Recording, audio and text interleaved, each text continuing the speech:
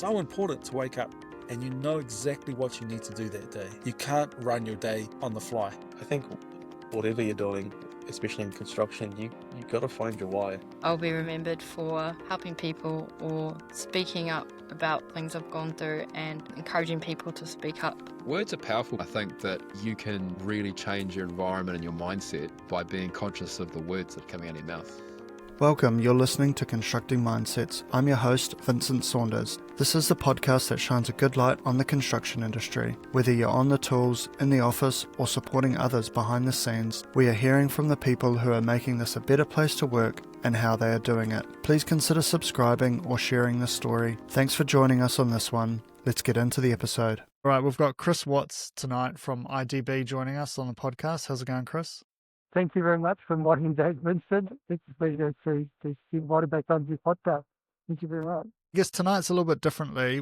We heard from you last time just around your journey in construction. I guess the reason why I've asked you to come on tonight is because of your business background, you owning your own company and talking to sort of some of the younger people in the industry. I guess some of the ideas they have is there's no real way that they're learning how to start a business or a construction business. So I thought it'd be good just to kind of hear you out about sort of, I guess, motivations for starting your business, how you set up your business, potentially building a bit of a client base, some of those risk management things you talked about in our last episode. Yeah, maybe just touch on people and relationships and just kind of, you know, your mindset around having that sort of longevity of sort of looking to the future rather, you know, sort of you spoke that you sort of have taken a little bit of a break from work at the moment with the kids and things are a little bit slow and just focusing on the longevity of a business rather than the here and now type thing. Thank you. But construction for critical business is a challenge. An environment where, you know, there's different inputs, there's lots of things happening all the time. You've got different ways of employing people. Typically, I use a subcontract model. You're relying on other people. You've got to go into it with an open mind. You've got to be positive. You've got to want to engage with different people from different walks of life. It's complicated. It may look easy. It may be, on the face of it, have low barriers to entry, but actually construction is a challenging environment. And I guess just sort of winding back the clock with your business, what inspired you to start your own construction business? Like, where did that sort of what was the moment where you were like, I'm going to go out on my own and start my own business? You know, I started a business in London that I talked about previously back in 2005 with 7 or 8 other people. And so I've been involved in startup businesses now for about 20 years. And coming back to New Zealand in 2014, going mentally, I was ready to start a business in New Zealand. Just come back, I was spent 14 years overseas. I was almost like a stranger in my own country. You know, I could have been, in theory, I had that thing I was 34, whatever, it doesn't matter. I mean, I could have been 24 because I was looking at an environment where I didn't know anybody in the industry, I had no real experience managing projects in New Zealand. It was like coming back to a country that I really didn't know. And so if I then transport myself to someone in their 20s or potentially in their 30s who wants to start a business, you've got to have something there in terms of experience and knowledge and you know, gravitas around you to be able to go into a business. You've got to be trained and skilled in some sort of capacity, either to have project management experience, have quantity surveying experience, commercial management. Depending, it doesn't really matter. You can cut it in a lot of different ways. But you've got to have, at least, in my opinion, 3 or 4 years post-qualification experience in an environment working with different people. The idea that you can come into construction and set it up on the fly, I mean, it is possible. I've seen a business do that. That business, unfortunately, did not survive. It had backing and financial backing, but they didn't have the systems in place.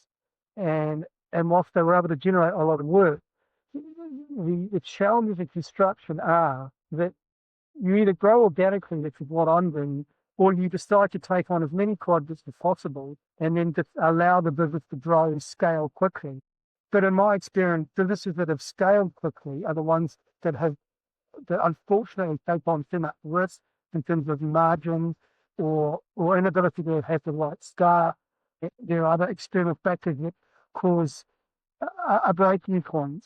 and what's least unfortunately to the business's demise. Coming back to a situation where you're looking to start a business, it's all very well wanting to back yourself into a business, but you've got to have it sorted. And, if I look at my career trajectory from leaving New Zealand and going to London and then setting up the business, that trajectory was approximately 7 or 8 years working with a QS in Wellington, and then doing a QS project management role, and then into business management, and then setting up a construction company. So you've actually got to position yourself so you're able to perform different functions as a main contractor. You've got to be able to sit at the table and see and understand the role of a quantity surveyor and a project manager and a construction manager if you're going to do it yourself. And this comes to the point where, maybe it's better if you are going to set up a construction company to go in with someone and partner up. And I've seen that work.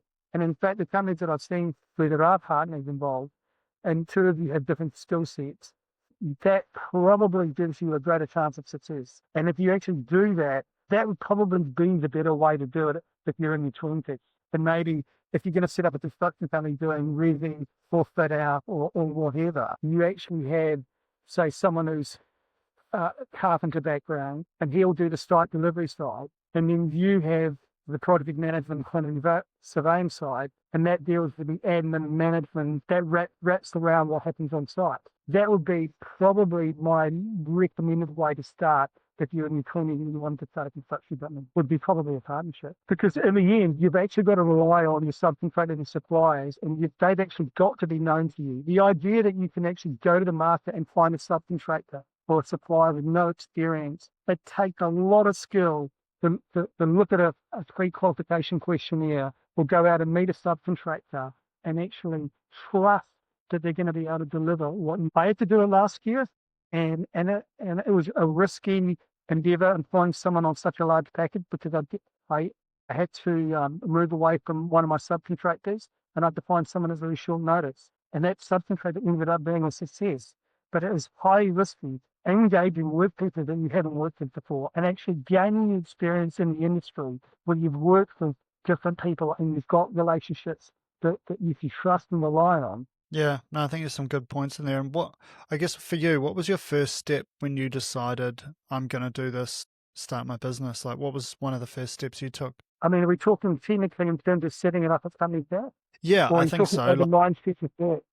I think technically, Yeah, to be honest, like what are those steps? Yeah, I think maybe just what's the first step? Well, a house builder, and the runway to get house building projects off the ground and to be delivered on site is at least 6 months to 9 months. The runway is quite a long period of time. And I simply couldn't wait 9 months to generate income. And my experience previously in London, and so I could step back into that old role with ease. And the runway for that sort of work is 2, 3, 4 months, depending on who you're engaging with and the sort of project you're going to deliver. But ultimately, you make the decision to start this company, you should really have a basic vision and mission statement for your business, so you actually know who you are and where you're going. That's ultimately the first thing. And that could take, a week. You could be thinking about those sort of things months, depending on what you want to do. But from a technical point of view, the first thing you do to register your company, if you go to company's office, then you register the business,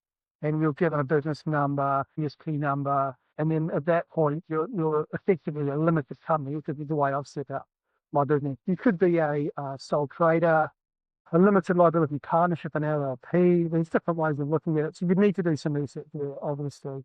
And then after that, you then need to look at insurances. You've got to look at branding, business cards, website. I mean, you should really have a rollout plan in terms of building a presence online. The construction is one of those businesses you don't necessarily need strong marketing sort of drive to go out and generate business. So the relationship-based environment, ideally you should have contact people that you know in the business that you can actually approach.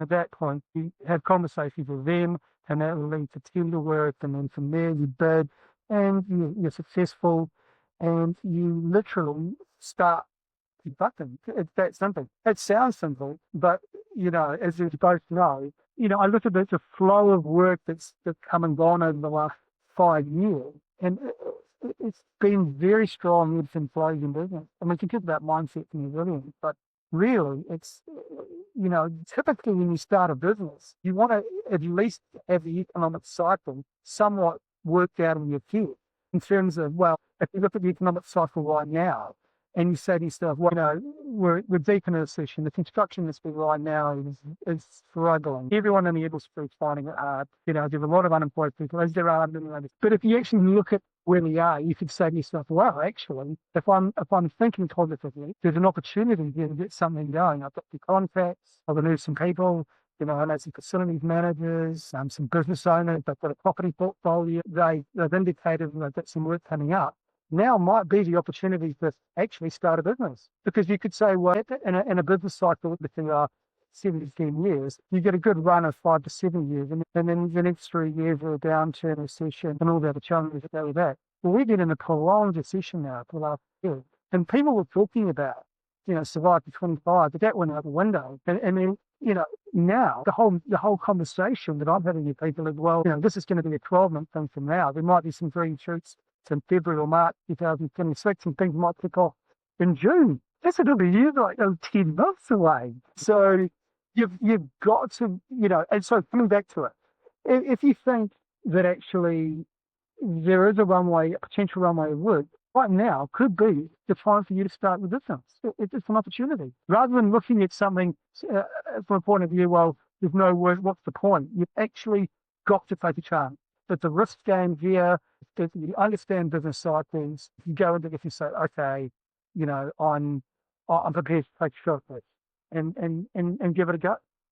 But, if we were to go into macroeconomics, I'm not an economist, but if we talk about the property sector and what's the challenges there, the reduction of interest rates, the government trying to kickstart the economy, and then bring in AI to the equation, which is, fundamentally, even in New Zealand right now, I'm using ChatGPT on a daily basis. That in itself is causing a hollowing out of the sort of starter jobs, the entry-level jobs in construction and many other industries. And so how it actually, if I'm being honest, maybe if you look at the way the industry is going, maybe starting your own business is actually protecting your potential income for the future. Because actually, if you are your own boss and you are working for yourself, maybe in 3 or 4 years' time, you've just got to get the skills any which way. Maybe this is the best way to get skills. Obviously, you're going to need a backup. You're going to need retained earnings of at least 3 or 4 months worth of income to get you through, a period where you're generating business or you're about to generate income. But, maybe right now is, the best play is to jump in the deep end. It's difficult to know. And it really does depend on who you talk to. And it also depends on your character as a person. Some people aren't built to run businesses. The people that are probably going to listen to this, if they do, they're probably going to be motivated and inclined to want to learn about how to, and they're probably thinking about, I can do that. I've got the skills. I believe in myself. I'm motivated. I'm a self-starter. And I can actually, I can actually make a go of this thing. But there are people in the industry, all industries, who are quite happy being an employee, working, they quite easily be passionate about what they're doing, but they're not geared to be business owners. Let me be clear here. If you're going to start your business, it's an all-in thing, warts and all. The highs, the lows, the ups, the downs. So the highs can be so high and the lows can be so low, especially for the first 2 years, that you're still finding your feet and you're not sure. You've got to believe in the end that the work is actually going to come. And it does come, because if you're a good operator, you've got a good reputation in the industry, people trust you, you get referred business. This is New Zealand. This is a small market, and that's another challenge about working in New Zealand. You've got employers, business owners, police managers. They've all got their pet contractors and people that they like to work with. So to break into that and to actually, meet new people and have them employ you and engage with you, it's an organic process.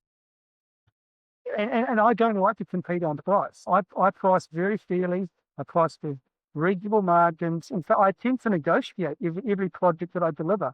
That's the other thing. If you're going to compete on price, you're then effectively in a race to the bottom. And the cheapest price wins in construction, as you both know, ultimately leads to a situation where you're under financial pressure from day one because the money has to be found somewhere. Either you're not taking a management fee or you're asking the subcontractors and suppliers to actually reduce costs in order to make what I call the job pay, that's been financially viable. Whereas I attempt or try to negotiate all contracts on an open book basis, where there's complete transparency, full budgets, the price prepared on the surveyor, and then it's clear to everybody about where the money's going. And we can talk, I can negotiate that with the client, and we can talk about saving money and or changing suppliers or value engineering.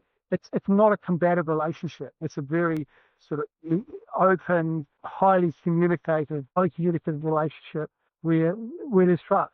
Yeah, and what so just maybe taking a step back and looking at setting up businesses or setting up a construction business, what are some key things that someone might need to have in place before they start a business? You've got to look at the end-to-end deliverables in a project. If you're going to deliver a project end-to-end, you've actually got to allocate a resource to every step of that process. You need an estimator, you need a quantity surveyor, you need something. First off, you've got to be able to talk to the client and their business development, convert the projects.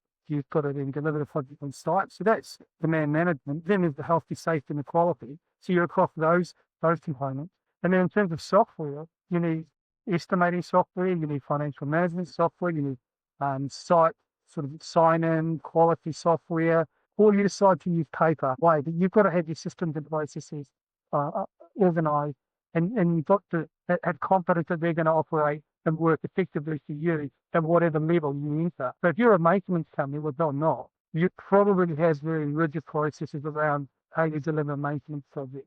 Whereas I'm geared up to do projects. Ideally for me, I want to be doing $3 to $5 million projects once every 3 or 4 months. That would be my ideal scenario. But I have to scale that back down in this sort of market, 50K, 100K, 200K, and be able to operate at that level, and then trade my service to suit that. In terms of systems and processes, the first 2 or 3 months is literally, it's all the things that you'd want to do when you set up a business cards and, sign writing and advertising and website. But like I said, in construction, those sort of things can actually follow. The key in construction is cash flow. Like many businesses, but in construction is cash flow, converting work, starting work, getting paid, obviously delivering a high quality product.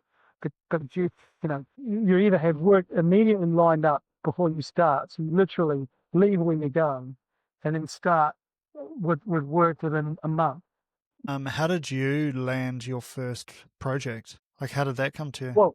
Well, so I approached the people that I'd worked with previously, another role, and I also talked to the facilities manager in the building that I was operating in, and they had a portfolio of assets. He spoke to him, and he was very open to the idea of engagement as well. So literally, the idea that you'd be making phone calls on day one with no clients lined up is just unrealistic. You've really got to be able to have work lined up in construction of some description. You could use the government agency, which is GRET, and I've subscribed to that for a few years now, and I get daily updates. And it's conceivable that you could try and pitch the government work, but their requirements are quite specific around health and safety and process. It's unlikely to be able to get government. So gaining clients, it is important. One of the clients that I had initially in 2020, I actually haven't worked for the last 2 years because they've had challenges around cash flow and money management, etc. The reality is that the challenge that I've found is that you've got clients coming and going, and one of the things that I probably haven't done that I should have done was actually had a regular pipeline of work with one client. And I thought I had that, but you just don't know. And in an economic environment where everyone's affected by the cycle being what it is, it's very challenging. You think you have a body of work that's going to continue on, but it doesn't. And then you can literally be there for 2 or 3 clients, but they're giving you sporadic work, and that only the cash flow issue. My greatest challenge, even though I'm a good operator, is actually cash flow and maintaining a continuous flow of work. And, to be honest, I've got to make that step out of the role that I'm in now, which is just me. And I talked to you earlier about, being a cut down operator, but ultimately that has its own set of challenges, and then it's actually really stressful. When cash flows coming and going, you are really, it is difficult. It is difficult, and so you've got to be prepared for that. And we talked about the mindset that you need. But actually, as you grow a business with a business partner, for example, with a quantity surveyor, and you go into a business that's turning over, for example, 6 to 10 million, which is really where I want to take the business in the next few years. That in itself to give you a bit more momentum around the work that we're delivering. And so my plan over the next 6 to 12 months, grow the business, take someone else on as a business partner, take the business to the next level in terms of cash flow and turnover, and be in a different place. Because, I think you end up sort of riding this wave, which is, it's not a ripple, it's a significant wave. In your experience, what makes a subcontractor or a builder stand out when they're applying to win contracts? Like, what are you looking for from someone out there when they come to you or you approach them for some? The answer to that question is, it depends on what level you're operating at. If you start a construction company effectively with large-scale contracts lined up, you're doing work for retirement villages, and your first contract is going to be 8 to 10 million, maybe 15 million to build an extension to a common village. Your mindset about and the way you engage with subcontractor is going to be different than how I would. Very formal, extended, high degree of construction sort of compliance. The relationship wouldn't necessarily need to be there with a subcontractor, because these are big organisations that you'd be engaging with, who's got multiple rooms of management and employees. You build a high-rise building, and you work for plumbing firms that I've never heard of.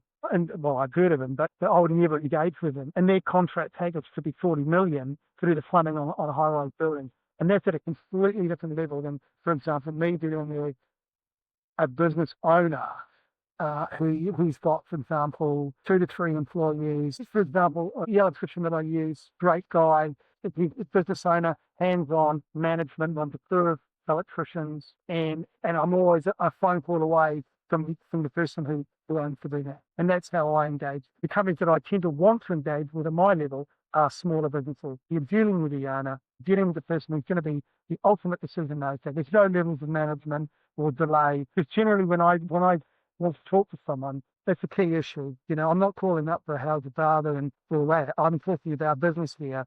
And so, and time is limited, and you want to, keep conversations and the process flowing. And so to be able to talk to the relevant people quickly is important. But therefore, I'm engaging with typically smaller businesses where I'm dealing with the business owner. I think that's some good advice. And what advice would you give about maybe managing cash flow early on? Or can you share an experience about? Look, you need to have ideally 3 months worth of income, maybe 4 or 5. Depending on who you engage with, their payment terms could be 20th of the month. What you should be doing is, when you take out insurance, for example, you need to be able to finance insurance. You should be trying to finance as much as possible. I know it sounds counterintuitive, but really having money in your pocket to pay subcontractors and suppliers who require deposits, or to be paid sooner than you get paid, or you're literally just juggling money all the time. So, finance should be used as an option for your phone, your laptop, printer. Work from home, or have a desk at home, or hot desk somewhere. You know what I'm saying? Absolutely, in construction, unless you're a big operator, do not need an office. I've got a home office. I'm using the sites, using cafes. Don't feel that you need to have an office somewhere and spend thousands a month to say that you've got an office, because that doesn't buy you any sort of credibility. It's just an outcome that you really only need, when you're turning over 5 to 10 million and you've got 3 or 4 different employees who live in different locations, and you need to be somewhere for 3 or 4 days a week. Other than that, you can be totally mobile. And you did talk about staff there. Like, what do you look for when hiring your first staff into your own business? Good question, actually. I've taken on a junior QS. She's done 2 years worth of training, and that that in itself is valuable. But from what I can see, this is not a criticism of her, but I think the way the education system has been sort of geared here, there isn't many things that she's learned, I don't think, are relevant to what I'm teaching her. I mean, she's getting the cut down edited expert level for training and mentoring that a course could never give her. And then speaking freely, I recognise the amount of knowledge and skill that I have at this point in my career, 30 years in, versus someone who come out of experience. But to answer your question, I think it's important that the individual is keen, wants to learn, listen, writes things down, and is able to communicate with her, for him, and talk and understand, an understanding about what the objectives are. And so it's definitely on me as a mentor and employer to provide that level of training and give that. And I haven't done that in many years, but I think in terms of timing, it's good that I'm able to do that now. After so long being in the industry, unless there's the skill and knowledge transfer, I'm not sure what's going to happen in 4 or 5 years. I'll be honest with you. What is going to happen? All right. Well, I think I've got a couple more here. I don't know if you wanted to specifically talk about anything as well, but anyway, I've just got a question here for someone listening right now thinking about starting a business, construction business. What would be like 3 steps that they could take this week to like start that journey? I mean, if I'm talking about ChatGPT or a large language model, this is a fountain of models. I'm talking about technology because you don't know what you don't know. And the only danger of engaging with a large language model is whether or not information in the reading is accurate or correct, or it's a representation of how things should. And from my experience interacting with that piece of software, it's valuable. It gives you insight. As long as you're curious, you can go on there and actually gain insight and context and knowledge about the industry. What you don't know is how relevant it is to what you want to do, or whether or not it is accurate. There's like this, not a mistrust, but a hesitancy. There is, having been in the industry so long, I can type something and look at it and go, okay, I understand that there's nuance, and actually there isn't a lot that's actually not actually communicated or written or versed in what it's actually been portrayed on screen. So to come back to your question, which was, 3 things that they should be thinking about? Like 3 steps they should take this week. It comes back to what I said earlier. Understand the market cycle. Actually look at where we are, and that's just a fact. If you look at where we are in New Zealand and where we've come from since 2020, and so do some market research initially about whether or not the timing is right, because the weight of timing is probably one of the most overwhelming factors in determining the success or failure. So determine whether or not the timing is right. That's the first thing. Then it's cliched, but if you're going to start a business, there needs to be a point of difference or a way of operating so you can stand out. So for me, it's the integrity, the trust, the open book, the negotiated contract approach, building relationships with people. Initially, I set up a design and build company. My point of difference is the fact that design and the industry really, I'm not sure if it's either ready for it or wants to engage in that way in New Zealand. I'm still a strong proponent of design and build, and that was my point of difference when I set it up. But yeah, coming back to it, decide if you want to do design and build or what is your point of difference. The third thing is, there's a number of things. One more thing would be, are you going to do it yourself or do you need a business partner? That's important. Because if you genuinely believe that you can do it yourself and you've got skill sets across the sweep of the project, by all means, go for it. If you feel that you need backup in an area when you want to bring someone in, to collab and collaborate and to share ideas and for them to sort of make up the areas of your skill set where you find that you'll decide how you want to structure your business. The other thing is, I did write a business plan, and I did have cash flow for the first 12 months and a business plan for forecast income for 3 years. And honestly, I pretty much stuck to that business plan objective, and the cash flow was pretty realistic actually. There's 3 or 4 years. So yeah, write a business plan. Don't expect it to be followed, or at least benchmark your success or failure.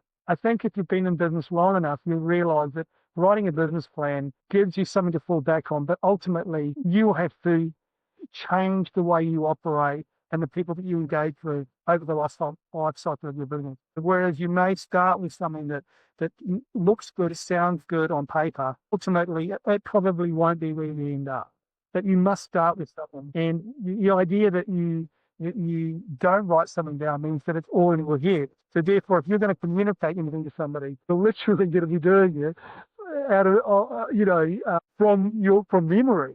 And so, you've got to engage with an accountant. That's another thing you need to do. And my advice would be to engage a chartered accountant, not any old accountant. You need to get a proper chartered accountant.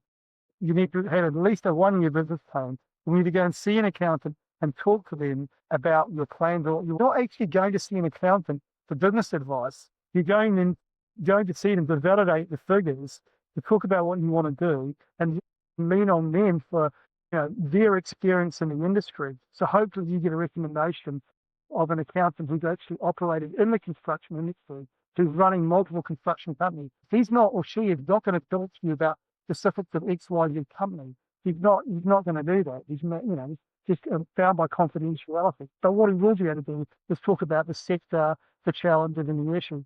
And that person is always going to be independent. And so you can expect a realistic conversation with someone. Because unless you have a business mentor, you've got to have people that you can contact and have, reliable, dependable conversations with. Any books, resources you would Yeah. recommend for people Yeah, wanting to start their own business? So there was some publications that I really just recommend. I think it's the Quality Surveyor's Handbook for Series QX, the purple book put out in the UK.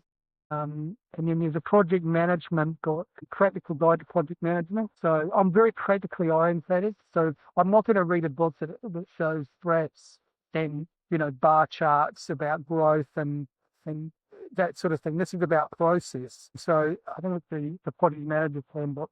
People are interested, I can give them a reference to it. But again, you can download that off the internet. I mean, most resources now are freely available. And like with a large language model, whichever one you choose, you can get information for free. It's literally there for you now. But if you want any resource for construction, legal advice, tenancy advice, flow advice, process, it's all there and it's all basically free. But what you've got to do as an individual is say, okay, what do I want to get out of this? What can I rely on? What can I trust? What information is there on the internet that I can use in the context of how I want to operate? That's critical there. And obviously, I know what works and what doesn't. But if you're new to the game or you're young, you may not know, and then you're trying to work out, well, how is this going to work in my business? Will it work? How will it affect it? Will it be a success? Will I go down a path that costs me money? Or it's almost like a wall of information. For someone that's uninitiated, you're looking at an overwhelming amount of information. Yeah, there is a lot out there, but yeah, like you said, it's so easy to get to, but it's just deciphering what's relevant and what is real, I guess, is the hard thing. Yeah, I mean, look, I've worked for bigger organisations where I've had a lawyer on call or able to bring it for legal advice. And if you're a new business, you're not going to have that. The chances of you being able to afford a lawyer is practically zero. So what you should be cognizant of and mindful of is that you do not want to get into a dispute situation as into the new construction company. Because if you do, it'll waste time, it'll waste money, and it'll affect you. And I've been involved in legal disputes before with early organisations, inherited them, whatever, it doesn't matter. But it's a time soak and it's unnecessary. And so what you're going to do is make sure that when you set up the contracts with your subcontractors and the contracts with your client, they're robust, they're straightforward, they're industry standard, and you do your best to avoid any dispute situation. Because ultimately, it's a lose-lose for you. You lose time and you lose money. Yeah, well, I think I don't have any more questions there, Chris. I think kind of went through and covered most of the ones there. Did you have anything you wanted to add or to touch on before? How can someone build new credibility without a big portfolio? I mean, that's an important one. You're new to the industry. How do you build credibility if no one knows who you are? That's important. Like I said earlier, you come into an industry where you may not know many people, and you either grow quickly at the risk of expanding and not being able to deliver, or you grow organically. And I guess growing organically has its challenges, but in the end, as long as you're in control of what you're doing, and you're delivering it well, an organic growth story is just as equally valid and important as a big blow up sort of scale from 0 to 50 million turnover. They're both valid approaches and strategies. My advice would be in New Zealand to probably grow organically rather than to do a sort of highly sort of scaled sort of business plan strategy. Many people over the years that have tried that, and more often than not, they run into problems delivering on what they promised, or they're underpriced work, or they can't get the resource to deliver it, and it leads to problems. How do you keep everything on the straight and narrow, I guess, like as being, like as in just a clear head or a clear mind all the time, how do you don't drink, just don't drink. No, I mean, I think there is actually that is a valid point, mate. You've got to actually emotionally remove the mental roller coaster. If you think that alcohol, or there's a fallback position there, go out and enjoy yourself, I think that puts you on a roller coaster that's too stressful to deal with the day-to-day in business. So, I'm going to the gym, I'm looking after my health. You're literally laser focused on work. You're always pretty much thinking about it. If you're a business owner, you'll always be thinking about some sort of aspect to your business. Your mindset, mental well-being, and health is something that you've got to prioritize. It's got to be there. You can't just let that slip. And what do you do? So you go to the gym, yeah. Like what are things that you do to take yourself away from, I guess, really the business side of your day? So I'm at the gym 3 to 4 times a week. I've got a busy home life with the kids. You're spending time with them. I'm prioritizing my so you because it's so busy. If you're younger, for example, you're in your 20s or 30s, you're in a different sort of realm. You're in theory able to throw more of your time and energy at the business. Whereas for me, I'm giving it absolutely everything, and I'll work with a night if I needed to. And there'll be points in the future where I'm going to need to do that. So you've got to be able to compartmentalize yourself, but you can't cut something else off it. Cut something off it. You've got to be able to juggle all these balls. And so quiet contemplation, for example, just sitting there doing nothing, watching a video or watching a podcast. I mean, I'm a voracious YouTube watcher. I'm watching content all the time about the market, macroeconomics, government policy, what's happening in America, health things. And so I'm constantly looking at something that may or may not be a good thing. And maybe I need to switch off more. But I'm certainly not spending all my time thinking about construction. That's for sure. I think it's an interesting point, like switching off, because like I was saying earlier, I've got this podcast, I've got a day job, and my wife's obviously she's a full-time parent, plus she teaches yoga on the side, plus she's starting her own business as well, and we have set nights that I do my podcast on a Tuesday, she does some stuff on a Wednesday or a Thursday, and then on some nights I'll be working, some nights she'll be working. So I think just having that agreement, I think having that agreement with my wife, we say, okay, tonight we're doing nothing. We're not talking about the podcast. We're not talking about yoga or whatever. We're just going to watch some stupid Netflix show and switch off. But it's kind of like a partnership at home as well. If you're in business, we've only got 2. Yeah, three's a lot. We've only got 2. So, but we've got a 4-year-old and a just nearly 1.5-year-old. So okay. So you've got a pet rock and a curious 4-year-old. Yeah, that's what that's what we thought our children that we 2 and under, pet rock. You got a pet rock and a curious 4-year-old. Well, but actually our 4-year-old is very, very he's very, I don't know, wise. He's very calculated. He's very concise. He thinks about stuff. Whereas our second boy is just like full go, like does not think about anything, just full throttle into anything. Like the second is harder than the first. He just has no fear whatsoever. It's so stressful. And he's only 1.5 years old. Like it's, anyway. Yeah, it's stressful. No, I totally feel for you, because the dynamic with me is obviously 3 girls. But if you've got 2 boys, and I've never understood, or will never probably understand that dynamic of boys, Yeah, well, Alice's my wife's mum has had 3 girls, and now she helps us quite a bit. So she's getting to see the side with 2 boys, and she's just like, gosh, these boys, they're another level. It's funny. Yeah. No, Anyway. for sure. Yeah. Anyway, No, Chris. no. Well, yeah. I don't know. Is there anything else you wanted to touch on before we kind of close there? Thanks for all your insights and yeah, it's been great to see you again and catch up. And hope you're doing well out there. No, Vincent, thank you very much for inviting me back on. I really appreciate it. And it's actually, honestly, it's uplifting to share stories and ideas and experience. And, people may gain insight out of this. And I'm only happy to talk to people if they want to engage with me, not from a business perspective and work generation. I'm happy to actually have conversations with people. One thing I have realised is that I do have a wealth of knowledge, and it's time to share that knowledge and hand the baton over, as it were, to the new generation. That's it for today's episode of Constructing Mindsets. Remember, every conversation is a chance to shift the culture of construction. Subscriptions and reviews are always appreciated. Until next time, let's keep building the kind of industry we all want to be a part of.